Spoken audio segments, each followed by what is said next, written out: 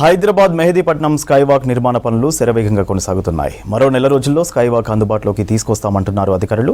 ఇప్పటికే ఉప్పల్లో అందుబాటులో ఉన్న స్కైవాక్ ఇప్పుడు మెహదీపట్నంలోనూ ఏర్పాటవుతుండటంతో పబ్లిక్ హర్షం వ్యక్తం చేస్తున్నారు. రోడ్డు దాటేందుకు ఇబ్బందులు పడుతున్న పబ్లిక్కు సౌకర్యవంతంగా ఉండేలా ఈ స్కైవాక్ నిర్మిస్తున్నట్లు తెలిపారు అధికారులు. మరిన్ని డీటెయిల్స్ సదా అందిస్తారు. మరో స్కైవాక్ అందుబాటులోకి రానుంది. సో పాదాచారులు రోడ్డు దాటాలంటే ఇబ్బందులు పడుతున్నారు కాబట్టి వాళ్ళ ఇబ్బందులను అధిగమించడానికి సిటీలో స్కైవాక్లు నిర్మించడానికి ప్రభుత్వం నిర్ణయం తీసుకుంది. దీనిలో భాగంగానే ఇప్పటికే ఉప్పల్లో నిర్మించిన ఎలివేటెడ్ స్కైవాక్ కంప్లీట్ అయిపోయింది. దాన్ని పబ్లిక్ యూజ్ చేసుకుంటున్నారు. సో అదే తరహాలో ఎక్కువగా రద్దీ ఉండేటువంటి మెహదీపట్నం రైతు బజార్ దగ్గర కూడా ఇటు హెచ్ఎండిఏ ఆధ్వర్యంలో 33 కోట్లతోటి ఈ స్కైవాక్ నిర్మిస్తున్నారు. సో యాక్చువల్గా గతంలో ఈ స్కైవాక్ సంబంధించి కొంతమేరకు పనులు జరిగిన ఆ తర్వాత నెమ్మదిగా సాగింది. ఎందుకంటే ఇక్కడ డిఫెన్స్కి సంబంధించినటువంటి హాఫ్ ఎకర్ ల్యాండ్ ఉంది. సో అది డిఫెన్స్ కేంద్ర ప్రభుత్వం రాష్ట్ర ప్రభుత్వానికి అప్పజెప్పకపోవడంతో ఒక సంవత్సరం పాటు ఈ పనులు అనేటివి పూర్తిగా ఆగిపోయాయి.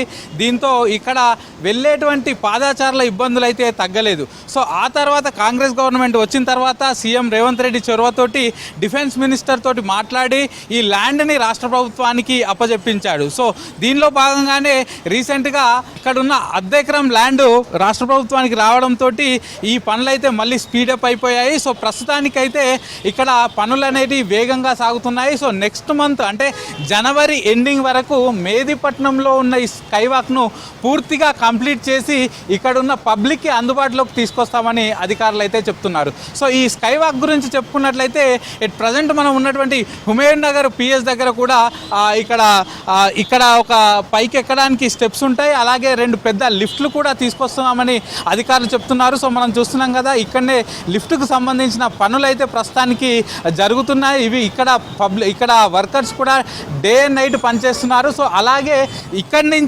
నుంచి వెళ్ళేవారు అటు ముందుగా డైరెక్ట్గా అటు రైతు బజార్ దగ్గరికి వెళ్ళొచ్చు. సో రైతు బజార్ దగ్గర మళ్ళీ దిగడానికి వేశారు. సో రైతు బజార్ దగ్గర దిగిన తర్వాత అటు నెక్స్ట్ ఆసిఫ్ నగర్ సైడ్ వెళ్ళడానికి ఉంటుంది. అలాగే ఇక్కడే బస్ స్టాప్ ఉంటుంది. పాదాచారులు ఎవరైతే ఉంటారో అంటే రోడ్డు దాటేవారు ఎవరైతే ఉంటారో సో వాళ్ళకు కూడా ఇబ్బందులు కలగకుండా ఇక్కడ ఈ స్కైవాక్ని అయితే నిర్మిస్తున్నామని ఇక్కడ ఉన్న అధికారులు అయితే చెప్తున్నారు. మెహదీపట్నం రైతు బజార్ నుంచి ఇటు ఆసిఫ్ నగర్ పోయే రూట్కు సంబంధించి ఇది స్కైవాక్ ఇప్పటికే ఆల్రెడీ పనులన్నీ ఆల్మోస్ట్ ఎండింగ్ స్టేజ్కి వచ్చాయి. సో ఆల్రెడీ పైన స్లాబ్ వేశారు. స్లాబ్ పైన ప్రస్తుతానికి టైల్స్ అయితే వేస్తున్నారు. సో ఈ టైల్స్ వేయడంతో పాటు పైన రూఫ్ కూడా వేస్తున్నారు. సో ఈ టైల్స్ ఈ రూఫ్కు సంబంధించిన పనులు వన్స్ కంప్లీట్ అయితే ఈ మెహదీపట్నం రైతు బజార్ నుంచి ఇటు ఆసిఫ్ నగర్ వెళ్ళే ఎవరైతే వాకర్స్ ఉంటారో సో వాళ్ళందరికీ ఇబ్బందులు లేకుండా ఇటు వెళ్ళే అవకాశం ఉంటుంది. అలాగే దీని రూఫ్కు సంబంధించిన పనులు కూడా చేయాల్సి ఉంది. అలాగే ఇటు ఎండింగ్ అలాగే స్టార్టింగ్ దగ్గర ఈ